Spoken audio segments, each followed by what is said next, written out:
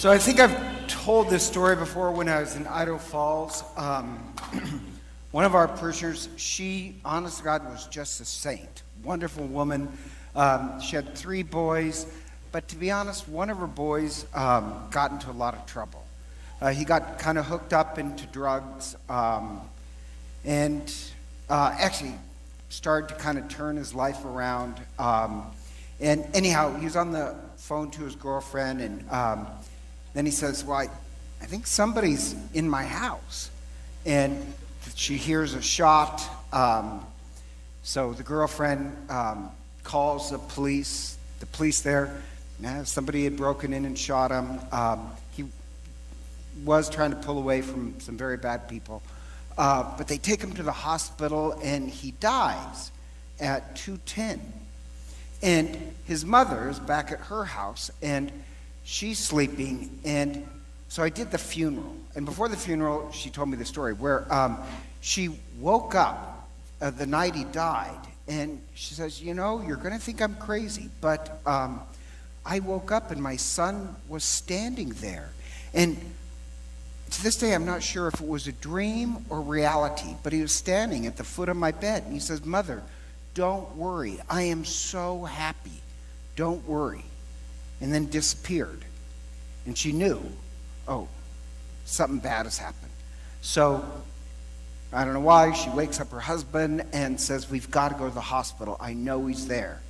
She goes to the hospital, and the emergency room, he was there, and he did die. And when she had kind of this vision or dream, she wasn't quite sure, she did remember, she looked at the clock, and I can't remember the exact time, so I'm just going to say like 2:10 in the night or morning.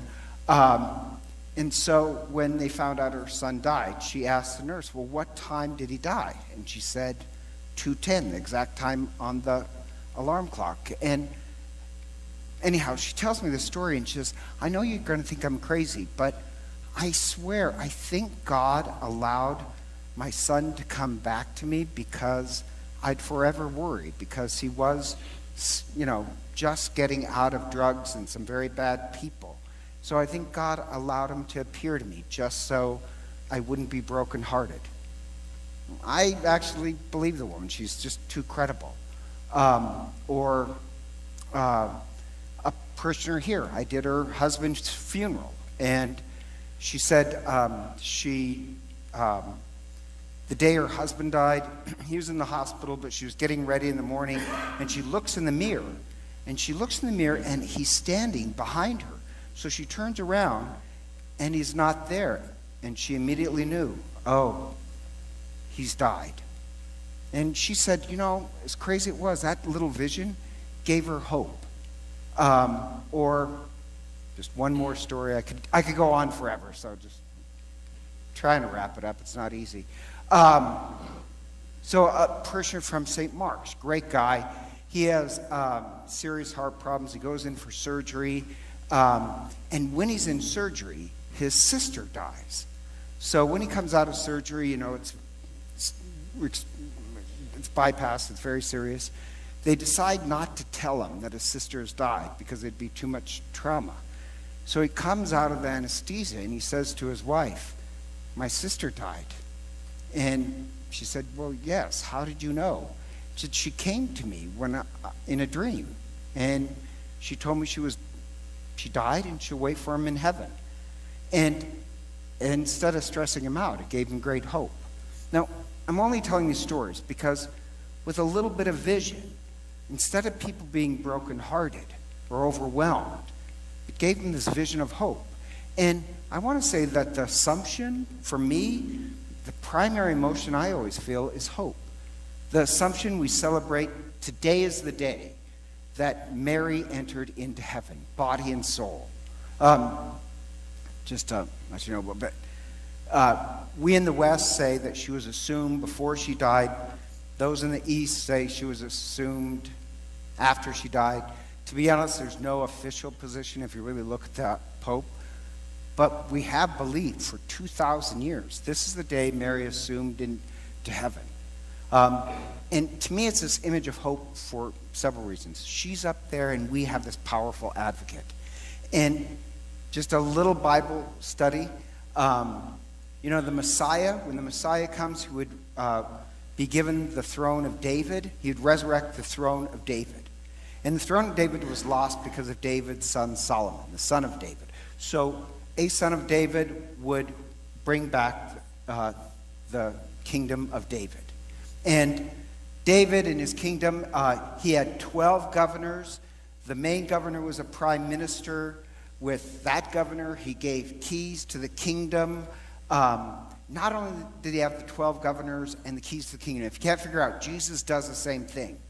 He has 150 followers, but he picks 12 followers. And if you're Jewish, you would know what that means. He's reestablishing the Davidic kingdom. And he gives one of them the keys to the kingdom. But also, what the son of David did was Solomon, he had his throne. And then the queen of Israel was not his wife. He had plenty of those. The queen of Israel was his mother.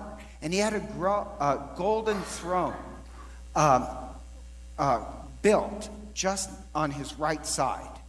And if you notice, with the 12 governors, if you belong to the nation, you could go to the one of the governors. But if you have no power, you could go to the queen, the mother of Solomon. You could go to her with a request, and she would give it to her son. And so you have this story in the Old Testament where this one guy says to the queen, bows to her, asks her to deliver a request, and she does. So somebody before Mass asked me, what is this psalm that the queen arrayed in gold? That's about the queen mother. She has a throne, she's arrayed in gold, and we can give her our request to her to her son. We have this powerful advocate. And so we believe the same thing. Mary, Queen of Heaven, she is our advocate. And for me, I always believed, and this is probably theologically unsound, but I think you should know I'm crazy. Should have figured that out long ago.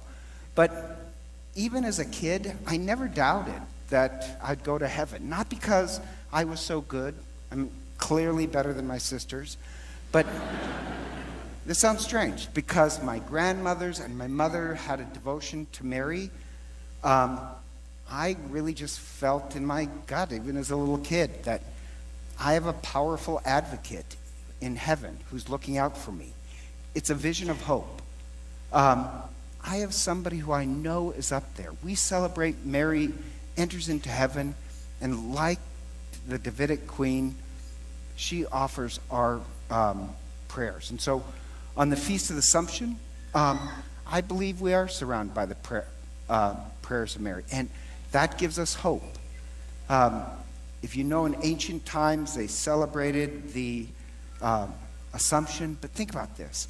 For the early church, as they celebrate this feast, we're knowing persecutions. So in the book of Revelation, you have Mary. Now I'm going to explain that. John hears that the ark is in heaven, and he sees the ark, and it's a woman. It's Mary.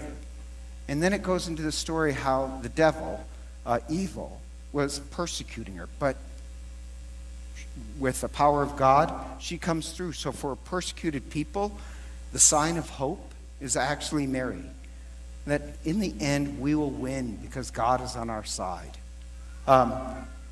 Or on the Feast of the Assumption, I like this image. Mary is this image of hope that whatever problems there are in the world, we already have a powerful advocate, and where Mary is, we are destined to go.